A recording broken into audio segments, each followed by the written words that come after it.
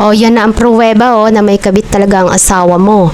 Okay, sa tuwing magre-reply si Mr. o ang asawa mo sa kabit niya, nasisave talaga dito sa app na to ang mga sagot ni kabit sa app na to.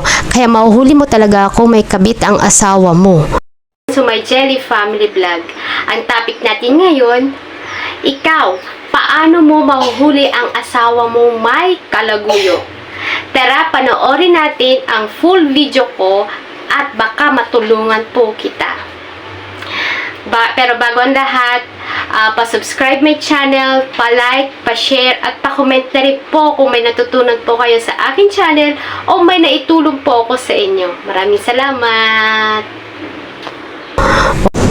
Okay, dapat hindi alam ng asawa mo na kinuha mo tong cellphone niya. Yan, para makita mo kung may kabit siya. Ngayon, kunyari, nandito tayo sa messenger ng asawa mo at makikita mo sa messenger ng asawa mo, may pangalan dito na kahinahinala. Ayan, mayroong nag-reply. Yan. Ayan, kunyari, yan. Tapos makikita mo sa highlighted na yan, yung sa asawa mo. Siya yung sumasagot at nagre-reply naman yung kabit niya. Ayan. Yan. May dalawang paraan para makita mo siya, yung kabit niya. Pwedeng i-archive ni asawa mo yung pangalan na yan. Tapos punta ka sa menu. Ayan, para makita mo doon kung doon nakatago yung pangalan ng kabit niya. Ayan, i-archive. O yan, andyan ang pangalan. Pwede mo siyang i-uncarve para pumunta yan sa may chat. Yan. Pwede mo rin siyang i-uncarve. Ayan na. Para makarating siya sa chat. Ayan. Ayan, uncarve. Ayan. Pupunta na sa chat. Ayan. O kaya naman, pwede rin siyang i-delete ng asawa mo para walang resibo na hindi mo makikita.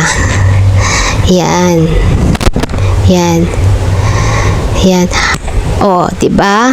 Andiyan, saka mo, para walang resibo, i-delete ng asawa mo yan. Pero may alam tayong app na makakatulong para makita natin kung talagang may kabit ang asawa mo. Sa tulong yon ng GA Recovery Deleted Message. Doon ituturo ko sa inyo kung paano siya gawin.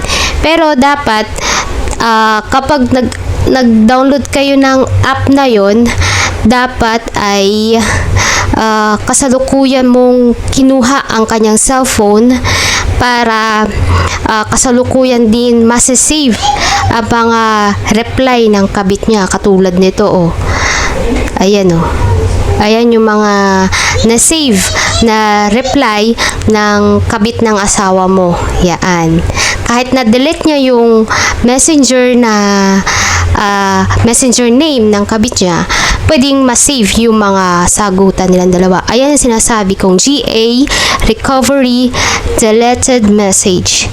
Pero dapat, pagkakuha mo nitong cellphone, yung pagkakuha ng hindi alam ng asawa mo, dapat naka-download na kayo ng GA Recovery Deleted Message para habang may nagre-reply siya, kunyari ikaw nasa iyo ang cellphone niya at ikaw na ang nagre-reply o sumasagot, doon lang magkakaroon ng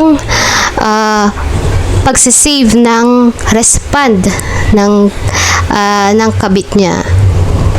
I-on nyo yung messenger. Ayan, i-start po. Tapos, i-allow mo notification access. Allow lang yan. Tapos, yung GAMR, yung allow notification access, allow. Okay, allow lahat yan. Para ma-save dyan yung mga usapan. Pero, pagka na-install nyo na yan at yung nabuksan nyo na lahat, ang kabit lang niya ang masasave dito. Ayan, katulad nito, dito sa, ayan, GAMRR. Pero kahit ganito, meron ding resibo na makikita na. Take note lang po ha, ang app na ito ay sinisave lang tanging ang salita o usapan lang ng kabit ng asawa mo o kaya kahit na sino. Pero ang chat ni Mr. o asawa mo ay hindi yung nasisave dito. tanging mga sagot o reply lamang sa tuwing nangangamusta o kaya naman nagtatanong ang asawa mo. Kahit ganito po, mahuhuli mo ring may kalaguyo siya. At take note din po, kung kukunin nyo po yung cellphone ng asawa mo, dapat hindi niya po alam. Tapos, mag-download po kayo doon ng GA Recovery Deleted Message nang hindi niya alam. Para kapag nag-text man yung kalaguyo niya, tapos i-delete man ng asawa mo, masisave naman doon sa app na yun yung mga sagutan ng kabit niya. Kaya kahit papano, mahuhuli mo pa rin yung kabit niya at saka yung asawa mo kung meron man silang ginagawa na hindi maganda. O kaya naman, hanapin mo dun sa archive, tapos saka mo i-archive uli kung dun man niya itago lahat ng usapan nila. Maaari kasing i-delete man ng asawa mo o kaya itago lang sa ibang lugar, dyan din sa Messenger. Yung mga paraan, dalawa lang yan, paraan para maitago kung siya ay may kalaguyo. Yan. At kung may natutunan po kayo sa aking video, please subscribe my channel, pa-like, pa-share, at pa-comment na rin po kung may natutunan po kayo sa aking video.